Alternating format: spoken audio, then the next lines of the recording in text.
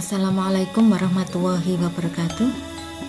Hari ini kita bertemu lagi untuk mempelajari materi Bahasa Indonesia kelas 8 semester 1. Anak-anak semua, saya berharap kalian pada masa pandemi ini tetap sehat dan tetap semangat untuk mencari ilmu dan untuk belajar.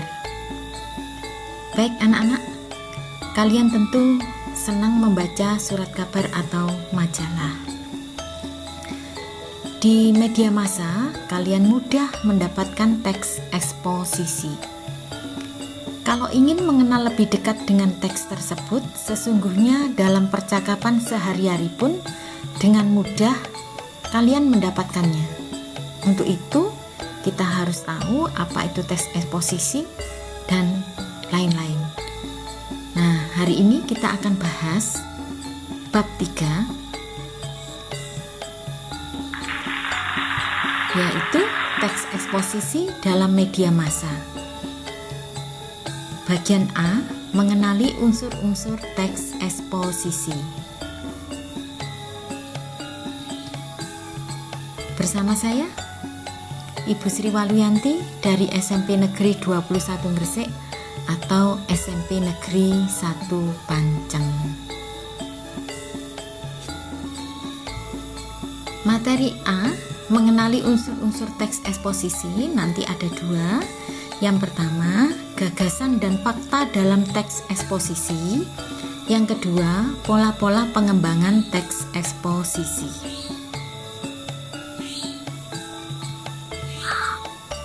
Tujuan pembelajaran kita kali ini adalah nanti kalian diharapkan setelah belajar ini mampu mengenali informasi teks eksposisi, gagasan dan fakta, dan pola-pola pengembangannya dalam artikel ilmiah populer.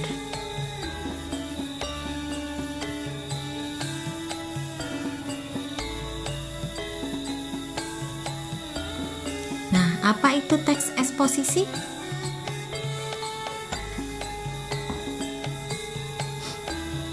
Teks eksposisi adalah teks yang mengemukakan sejumlah pendapat disertai fakta yang memuat penilaian, dorongan, atau ajakan-ajakan tertentu kepada khalayak.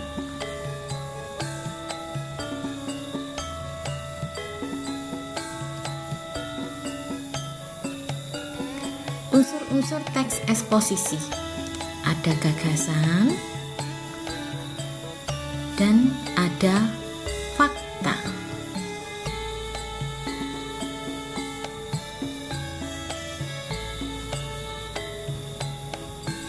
Kita bahas lebih dulu gagasan dan fakta dalam teks eksposisi.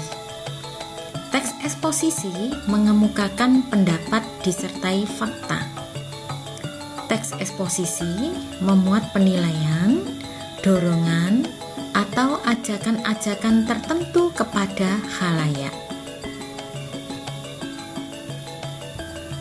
Bentuk teks eksposisi dalam media massa ada 3.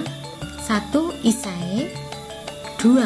Tajuk rencana atau biasa yang disebut editorial. Dan yang ketiga, tanggapan kritis.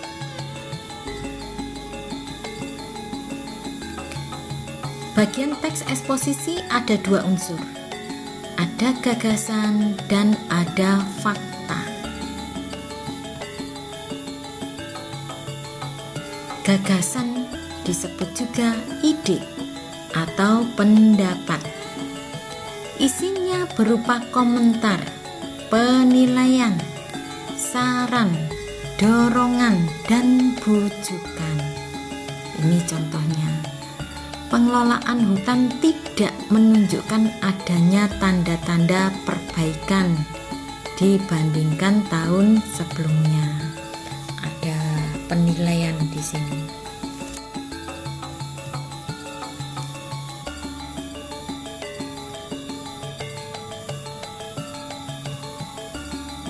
Fakta adalah keadaan peristiwa yang merupakan kenyataan sesuatu yang benar-benar ada atau terjadi. Dalam teks eksposisi berfungsi memperkuat gagasan sehingga diharapkan lebih meyakinkan khalayak.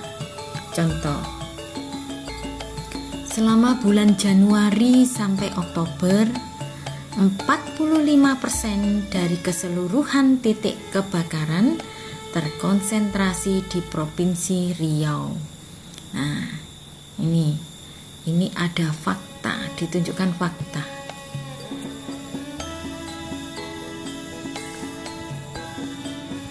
Sekarang pola-pola pengembangan teks eksposisi. Ada 4. A. Pola umum khusus. B. Pola khusus umum. C. Pola ilustrasi. Dan D. Pola perbandingan. Kita akan bahas satu persatu.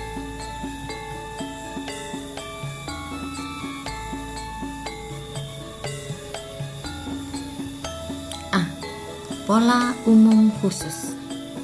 Pola ini, ide pokok bagian teksnya ditempatkan pada awal paragraf, yang kemudian diikuti oleh ide-ide penjelas.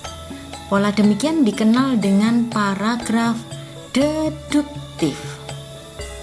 Ini contoh, memiliki server sendiri memiliki banyak keuntungan. Ini bagian teks awalnya merupakan ide pokok, kemudian diikuti yang lainnya ini adalah merupakan ide-ide penjelasnya. Salah satunya kita dapat memanfaatkan secara maksimal, jadi menjelaskan dari ide pokok. Meskipun demikian, jauh lebih besar biaya untuk hardware-nya saja sudah di atas 10 juta, belum lagi biaya per bulan. Selain itu, kita juga membutuhkan tenaga profesional untuk menjadi operatornya.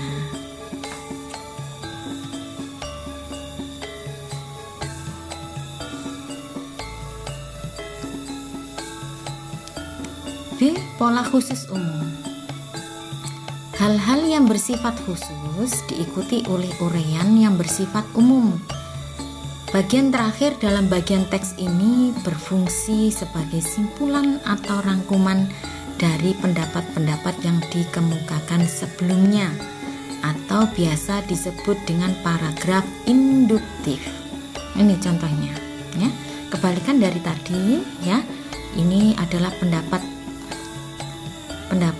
yang dikemukakan, jadi ide-ide penjelas. Yang di bawah ini adalah ide pokoknya, atau istilahnya kalau di sini ini adalah kesimpulannya atau rangkumannya daripada pendapat yang sebelumnya.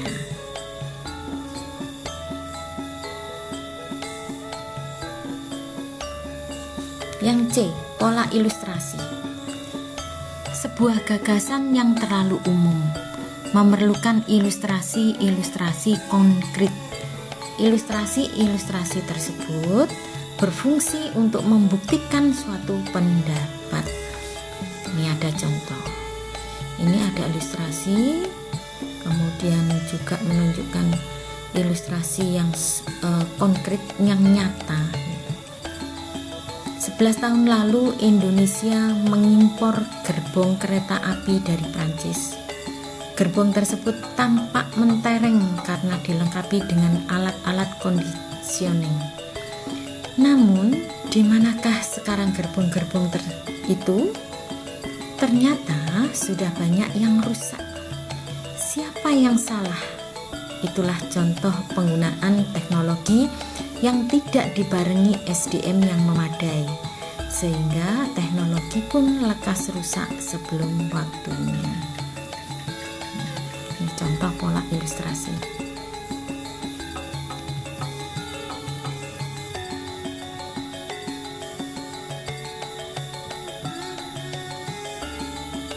Yang D, pola perbandingan. Untuk meyakinkan suatu pendapat, dapat dilakukan perbandingan benda-benda, keadaan, atau yang lain ditentukan perbedaan ataupun kesamaannya berdasar aspek tertentu. Contohnya, pemerintah telah menyediakan listrik dengan tarif yang murah. Setiap orang dapat menjadi pelanggan dengan tidak banyak mengeluarkan biaya. Berbeda halnya dengan Petromax. Meskipun sama-sama membutuhkan bahan bakar, tetapi energi yang dihasilkan Petromax sangat kecil dibandingkan dengan pembangkit listrik biasa.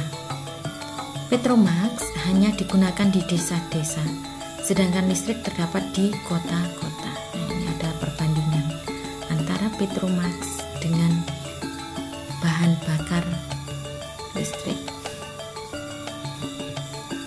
Nah, demikian tadi anak-anak materi kita tentang teks eksposisi dalam media massa, yaitu dalam mengenali unsur-unsur teks eksposisi. Saya harap kalian mengerti, banyak belajar, banyak membaca, dan tetap semangat untuk mencari ilmu. Terima kasih atas perhatiannya dan saya akhiri. Wassalamualaikum warahmatullahi wabarakatuh.